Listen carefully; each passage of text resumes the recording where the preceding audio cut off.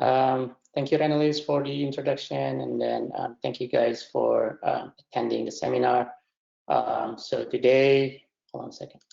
Today I would like to talk about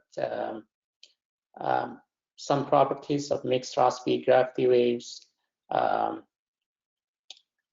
identifiable from observations in the Indian Oceans on timescales of biweekly timescales. The properties include kinematics, dynamics, and energetics of the waves. So this work is part of my research with Dr. Mike McFadden at NOAA when I was a postdoc over there, as an NRC postdoc over there. So so the purpose of this study is to examine observed biweekly variations in the Indian Ocean in terms of mixed Rossby-gravity wave theory, and then to demonstrate the basin scale view of the oceanic wave through an integrated use of moored and satellite data, and then build upon previous results that exclusively use either satellite products, sparser mooring data, or numerical experiments, and then compared to the atmospheric mixed Rossby-gravity waves and the Madden-Julian oscillations, which have been established. Biweekly variations in the Indian Ocean are much less studied, so we intend to fill the gap. That's the objective. And observations, of course, for observations, we use the most comprehensive data available to date in the Indian Ocean, horizontal velocities from an array of moorings along 80 east, and then on the equator, as shown by these black stars. And then we also use satellite-derived wind stress, sea level, and surface currents, and then some TS profiles from Argos and CTD cast nearby the boring sites. For this purpose of study, we focus on a period between 2008 and 2013, during which the moorings were operational at the time, synchronously operational. So that's the data. Now let's take a look at subset of the data on the equator. So these plots show zonal current at 80 east on the equator, and then meridional component of it, the bottom panel.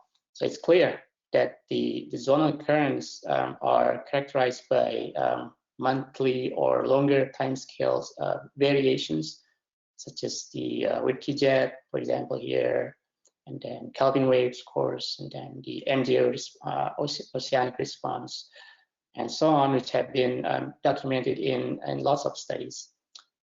As for the meridional velocity, we can see that it is marked by stripes of shorter timescales variations, sort of sub-monthly variation. And then those variations are not well studied, much less studied. So what caused the sub-monthly variation in meridional velocity? To answer that questions, let's move on to the next slide. So to examine the frequency content of the meridional velocity on the equator at some mooring occasions, 78, 80, 83, and 90. We have here variance preserving spectra for the velocity. And then I bet we have at least two noticeable features here. The first one is that the variance, the meridional kinetic energy for the period band between 10 to 20 increasing from east to west, right? And then the increase seems coincident with an increase in amplitude of meridional wind stress along the equator, as we can see from this blue shaded curve. So, okay, so this guy is the leading mode. Sorry, so yeah, the leading mode of a complex EOF of meridional wind stress along the equator in the equatorial band. So we can see that the amplitude, the blue one, increases east to west, right? It does correspond with the increasing biweekly variation in the meridional velocity. That's the first feature. The second one is that they sort of observe shift in the V variance with depth, right? So just take a look at this plot. So in the upper 100 to 150 meters, the oscillation within the period band of 10 to 15 days dominate, while oscillations centered at 20 days dominating the variance at deeper depths. So considering the shift for the rest of the analysis, I'll focus on the variation within a period band of 10 to 15 days. It's unlike the previous study who defined that biweekly variations as variation encompass period band between 10 to 20. So we have a narrower period band here as a definition of the biweekly variation. And then another feature we can identify from this plot is that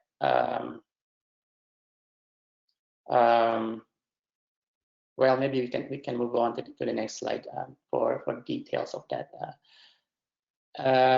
So yeah, so that's sort of a review of biweekly variation identifiable in the meridional velocity on the equator.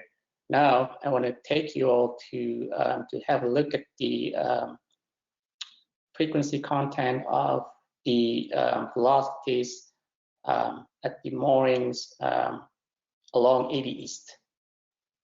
So from 2.5 north to 4 south, we have some moorings along 80 east. And then the blue curve is the variance preserving spectra for U, while the red one is for V, the meridional component. So from these plots, it is obvious that the meridional kinetic energy at the equator is maximum and then decays away. Oh, sorry, before I make the description, let me introduce you to this plot. So this plot is basically the ratio of spectral energy for V over U, average within the biweekly period from 10 to 15 days, as indicated by this shaded bar. So right, so again, from these plots, we can tell that the meridional kinetic energy is maximum on the equator and then decays away at higher latitude, consistent with this plot. And then on the other hand, the zonal kinetic energy is least energetic on the equator, right? That's why we have a maximum ratio on the equator and then decays away at higher latitude. So these attributes, maximum meridional kinetic energy on the equator, and then a node for the zonal component is a proxy or a property of mixed Rossby-gravity wave. I'm going to show you more properties in the later slides. So that's the first indication of a mixed Rossby-gravity wave identifiable from the data. And then in addition to do spectral analysis to each component of the velocities, we can also do Rotary spectral analysis to the velocity vectors at different latitude along 80 east, as we can see from this plot. Again, this is just the ratio of the spectra. I'm gonna explain that plot later. So the red one here shows the the counterclockwise component of the spectra, while the blue one is the clockwise component. What is striking here is that the on the equator, those two spectra are basically the same, insignificantly different, basically the same. And then they are significantly different as we move away from the equator, either to the north or to the south. What this plot implies is that when we have a similar, contribution of the clockwise and counterclockwise spectra, that means that we have rectilinear flow field at that location, right? And then when one of the component dominates over the other, that means we have polarized or elliptical flow field. And then rectilinear flow field on the equator and elliptical flow field off the equator is another property of mixed Rossby-gravity wave. All right, so that's a second property. And then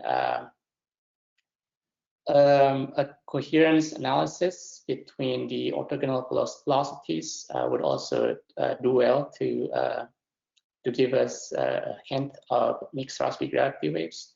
So for example, here, plot panel A and B show the coherence amplitude and phase between meridional and zonal velocities at different location, different mooring sites along 80 east. And then it's obvious from panel A, from the coherence amplitude, that the coherence is, the amplitude is insignificant on the equator, while it's significant at higher latitude of equator. And if you look at this phase plot here, it indicates that V leads U by about 90 degrees in the northern hemisphere, while the opposite applies in the southern hemisphere. These attributes actually match the attributes of mixed Rossby-gravity waves, whose velocity vectors can be expressed by these equations. So by looking at this equation, we can tell that at the equator, we would expect U to be 0. That's why we have a very insignificant coherence amplitude there. As we move forward, we have significant coherence between those two velocities. As for the phase, we can also consult with the equations. It tells us that in the northern hemisphere, V would lead U. On the other hand, V lags U in the southern hemisphere. Again, the attributes match real well with the what we expect from theory for mixed Rossby-gravity waves. And then as for panel C here, I have ratio between semi-minor and semi-major axis of the biweekly amplitude inferred from harmonic analysis of the velocity vectors at different locations at the mooring sites. And then again, we can see that the ratio is negative for the northern hemisphere and then positive for the southern hemisphere. And then it is consistent with the ratio of U and V for the U over V for mixed Rossby-gravity wave, which can be expressed by this equation. All right, so those are,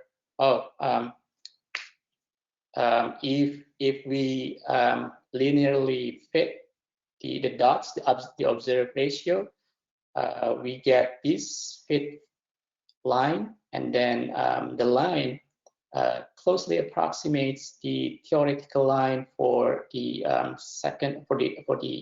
the ratio for the second baroclinic mode of mixed Rossby-gravity wave. So this is the theoretical ratio for the first mode.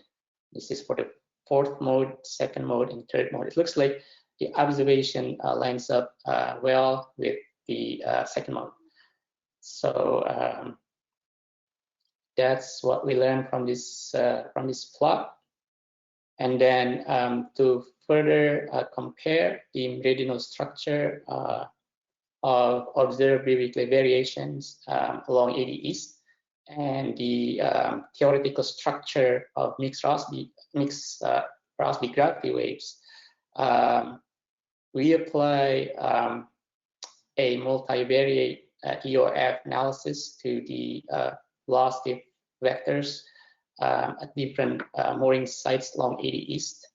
And then what we are seeing here are the modes, the multivariate bivariate modes for V, this panel, and then this is for U.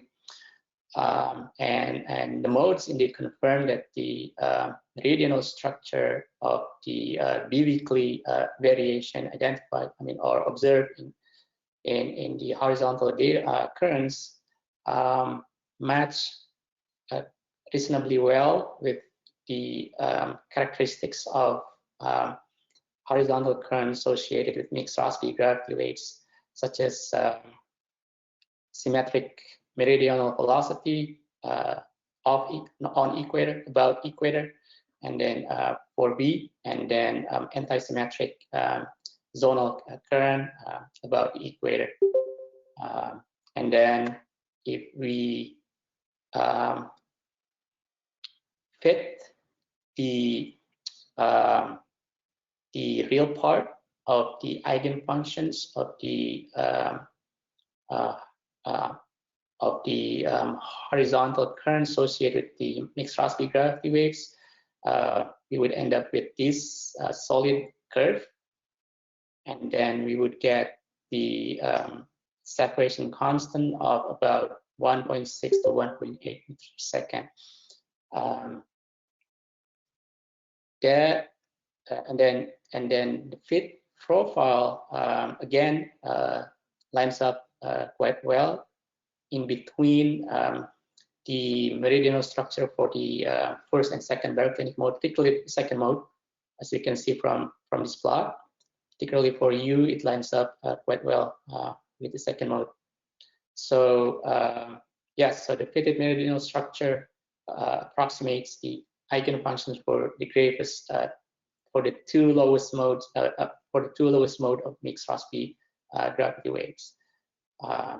That's the meridional structure of Rossby-gravity waves we can identify from observations. What about the vertical structure? So in order to examine the vertical, to assess the vertical structure, we regress the principal component. Well, we regress the velocity, the meridional velocities at those moorings against the principal component of the bivariate EOF we talked earlier. And these plots show some samples of regressed meridional velocities at some moorings on the equator. And then we can see there are some noticeable features. The most obvious one, we can see that the regress meridional velocity shows a gradual phase shift upward, with deeper levels, of course, leading shallower levels. And then if we fit this regress meridional velocity, we would get an estimate of upward phase speed of 56 meters per day. And then if we look at this particular plot, I mean, the regress velocity at 80 east, there is sort of a zero crossing depth here at about 150 meters.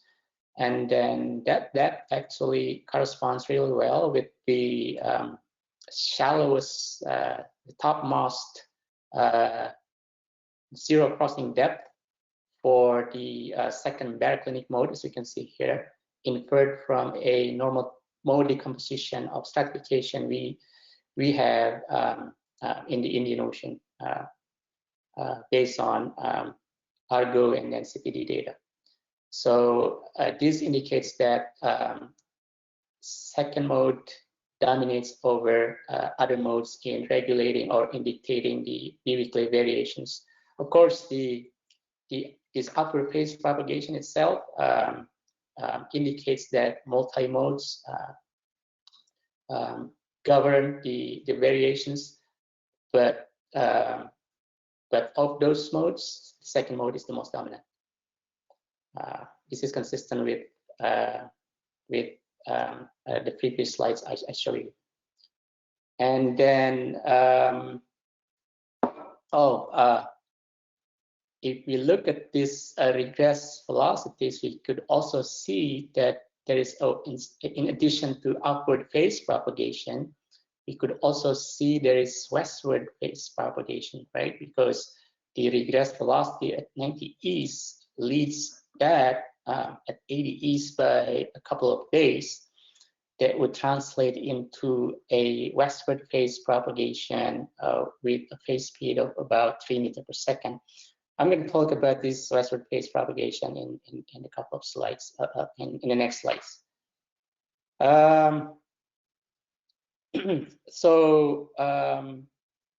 Since we have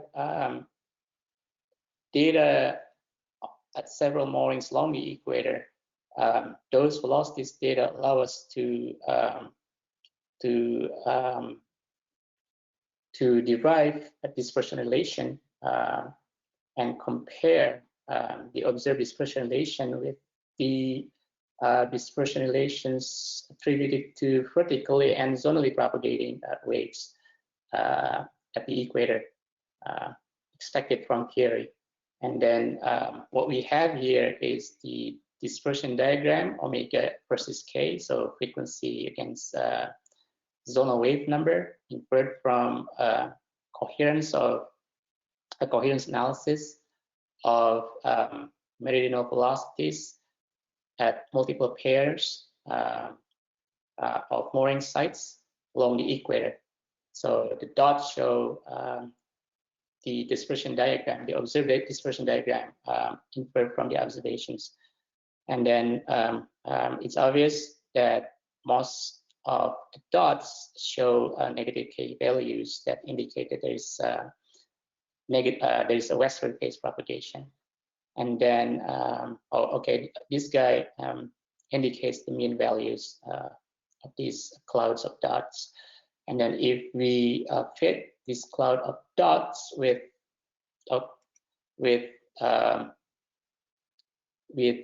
the dispersion relation for mixed Rossby-gravity wave, this is what we have. And then we could come up with a separation constant estimate of about 2 meters per second, which is again close to the value inferred from previous analysis I showed you in the previous slides. And then this fitted profile, fitted dispersion relation lined up nicely between the first and second baroclinic mode expected from theory, and then of course that it is totally different from those of Rossby wave and Kelvin waves. And then from this plot we can determine some wave related characteristics such as zonal wavelength. So for biweekly period of 14 days, the wavelength is about 3,400 kilometers. And then it would translate into a phase speed of 2.8 meters per second to the west, and then it's again close to the number we had from the regress velocities along the equator I showed you before. So that's for the zonally propagating waves. As for the because when we have upward phase propagation, there's always downward energy propagation, so the wave vertically propagates. So it does have dispersion relation as well. And then the observed dispersion relation is shown by these dots. And then the fitted dispersion relation, the gray line here, closely approximate the theoretical dispersion relation for vertically propagating waves, mixed Rossby-gravity waves. And then some wave statistics like vertical wave number, and then of course the vertical wavelength observed is about 760 meters, and then the group velocity is about, the upward phase speed is about 54. So again, remember that we learned that from the regress meridional velocities along the equator, we learned that the upward phase speed is about 56 meter per day, and then from this dispersion relation, the upward phase speed is about 54 for bivector variation, so pretty close. And then because we have upward phase propagation, we also have downward energy propagation, and the number is indicated by these numbers. And then because we since we have group velocity, we could also estimate the energy flux, which is about 0.16, which is relatively smaller than or less energetic than that of near initial waves in the region. So that's the sort of dynamics aspect of the wave, and now and the energetics part as well. And now I wanted to show you the basin scale of the biweekly mode.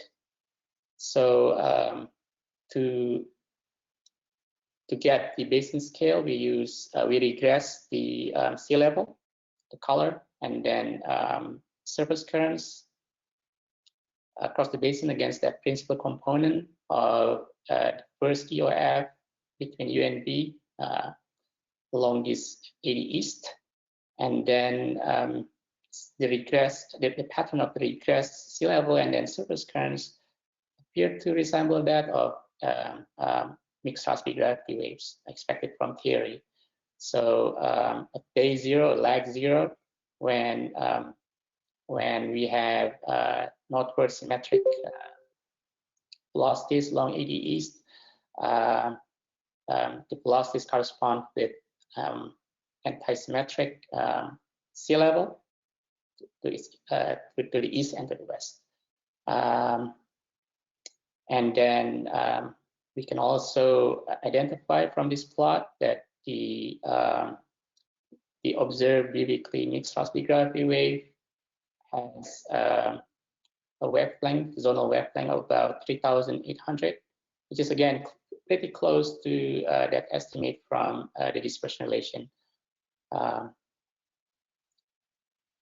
And then the evolution of the wave across the basin can also be identified from the regress sea level and surface currents plots we see here. So this is day 0, day 3.5, day 7. So we can see the wave propagate westward, and then our calculation indicates that the phase speed is about 3 meter per second, 3.1 meter per second. Again, really close to those estimates we obtained from previous analysis from previous slides. I showed you in previous slides. And then the basin scale relationship can be also seen in the regress wind stress, as you can see from these plots. So these plots, the arrow shows regress wind stress across the basin, while the color is the wind curl.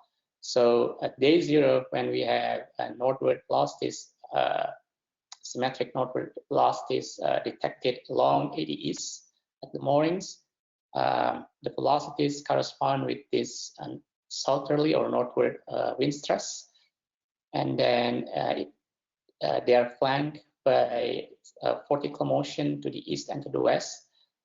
And then the structure of this vortical motion is actually, or the vortex is quite similar to the vortex structure of the atmospheric mixed Rossby-gravity wave over the region. So the atmospheric MRG in the region is characterized by 2 vortices. The first one is centered around the equator, as we can see here from this plot, and another one is centered around the Asian subcontinent up north over there. And then, as we expect, the atmospheric vortex shifts westward. So this sort of supporting the idea that the atmospheric mixed Rossby-gravity waves contribute to the generation of oceanic mixed Rossby-gravity waves. And then the wind curl, our analysis indicates that the wind curls might also contribute to the variation of biweekly sea level anomaly, as we saw from previous slides, through Ekman convergence and divergence. And that's the last plots I want to show you. Let's jump to the summary. So in essence, or in principle, we use the most comprehensive horizontal velocities to date in the Indian Ocean. Together with satellite products, we provide detailed assessment of the properties of wind force mixed Rossby-gravity waves. Some of the properties we discussed today. And for more details about this talk, I invite you to have a look at our paper recently published. I think that's it. Thanks a lot.